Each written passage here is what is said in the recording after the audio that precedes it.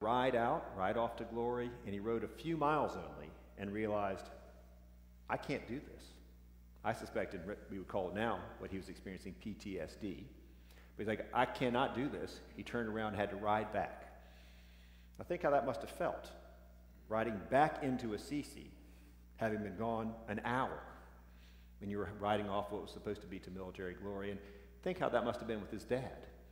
Well, Dad, thanks, for buying all that stuff. Turns out it's useless. That's twice now, plus the ransom, that this military idea has cost you. Francis had failed, and he'd failed in a big way, and he had failed publicly. Well, then Francis began to get some sense of religious vocation, and he even had an experience where Jesus appeared to him, and Jesus told him to rebuild my church. And so Francis, okay, great, now I've got something I can do. So he began to literally rebuild the building that where he had this vision. But he had no money at this point. He was dressed kind of in rags, and so people just thought he'd gone crazy. So he'd go into the town to solicit help or to solicit stuff, and people would throw stones at him and throw mud at him because now he's not the son of this rich, prosperous merchant. He's this very public failure who's lost his mind. Francis was going to keep doing it. He's carried on, but he needed some money to do the rebuilding, so he stole some money from his father. That was received poorly. His father clearly was done indulging Francis's dreams, so his father literally got him, took him back, threw him in the basement, and literally chained him up. He's not going to be allowed to leave until he's come to his senses. At some point, Francis's mother got him out, and so Francis has escaped, but he has to go into hiding because his father's still there.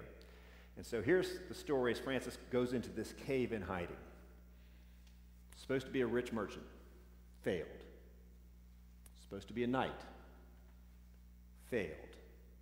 Supposed to have some kind of religious vocation where he does what Christ tells him to do, failed. This ambitious young man is in hiding. He is a failure. He is a fool. And it's in the cave that at last Francis really begins to become the one we know as Saint Francis. So here's how this is described to me by one of my mentors. He goes into the cave, and what he hears in his head is, you are a failure. You are a fool, because that's what everybody's saying to him. And there in the cave, he realizes it is true, and it's okay. It's that last part that makes him St. Francis. And I think we can break that down into three parts. So the first thing that happens to Francis in the cave is he realizes, I cannot make something of myself. I am, in fact, a failure. I have to let go of whatever pride I had. And now, from this place of humility, God can begin to work on him. So humility is a thing he learned in the cave in a big way. Here's a second thing that he learned. This is what made it okay. It turns out God loved me. Nobody else does. Rejected by my family, rejected by my town, all the people I used to know. They all think I'm a failure and a fool. They mock me. But God loves me. And I can rely on God's love. I don't have to earn God's love. I've got God's love. I will always be loved by God, so I don't have to worry about all those other folks.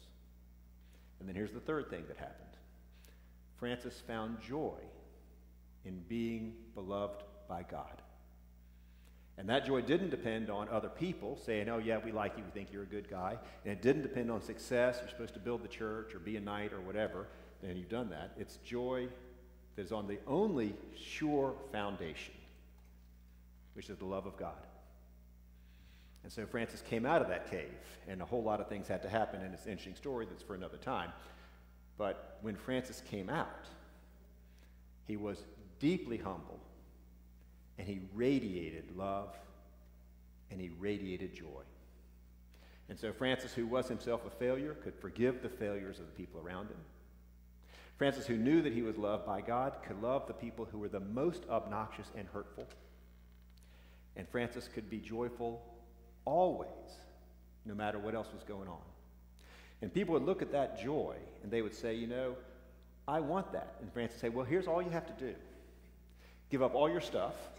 Let people hate you. Wander around, beg, hope you get food. Maybe you do, maybe you don't. Hope you're warm in the winter. Maybe you are, maybe you're not. It's going to be great. And a bunch of people, thousands of people, said, it looks like it's worth it. I will do that. Because he radiated that kind of joy. And I think what's going on is Francis looked at the entire world always as bathed in this love of God. And now at last we get to the birds. Francis was able to love and to take joy in all these people, some of whom were not easy to love. And Francis was able to love and to take joy in all of God's creation, all of which is created by God and loved by God. And so, at least as I imagine it, who knows?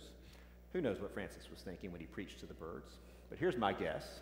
He didn't actually think, I bet the birds understand all this stuff I'm saying, and they're going to really now, be better Christians because I preached to them. I think Francis looked at the birds and his heart overflowed. And it overflowed with love, and it overflowed with joy, and he just had to say something or do something. And all this is to say, this was not